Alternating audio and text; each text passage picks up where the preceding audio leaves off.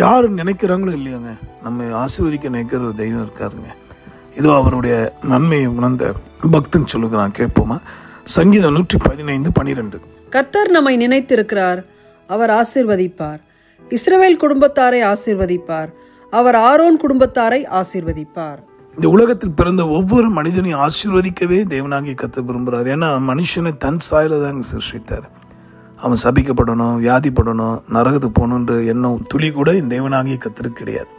ஆனால் நம்முடைய துர்குணங்கள், கீழ்ப்படியாமைகள், நம்முடைய வாழ்க்கையில் காணப்படக்கூடிய பலவித ரகசிய துணிகிற பாவங்களே நம்மை தீமைக்கு உள்ளாய் கொண்டு போகிறது. ஆனால் அவர் நம்மை ஆசீர்வதிப்பார். அவர் நம்மை நினைத்திருக்கிறார். யாரை நினைக்கிறாராம்? யாரும் என்னை நினைக்க இல்லையே, என்னை நினைக்க ஒருவரும் இல்லை என்று ஏங்குற தபிக்கிற எல்லா மக்களையும் அவர் நினைக்கிறார். இதை கேட்கிற அன்பர்களே, உங்களை மறந்தவர்கள் ஏராளம், ஆனால் மறவாத நல் நேசர் இயேசு இருக்கிறார். ஏன் அவரை நோக்கி நீங்கள் ஜெபிக்கக்கூடாது? ஏன் அவருடைய நாமத்தை நீங்கள் தொழுது கொள்ளக்கூடாது?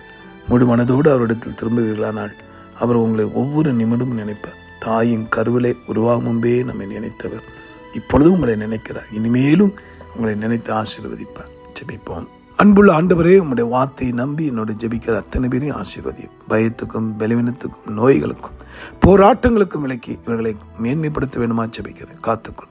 ஜீவாதிபதி மீட்பர் இயேசுவின் மூலமாய் வேண்டி மன்றாடுகிறோம் எங்கள் நல்ல பிதாவே, ஆமென். உங்கள் ஆசீர்வாதங்களுக்காய் இரவும் பகல் என்று பாராமல் திறப்பில் நின்று உங்களுக்காக ஜெபிக்கிற உங்கள் அன்பு சகோதரன். God bless you.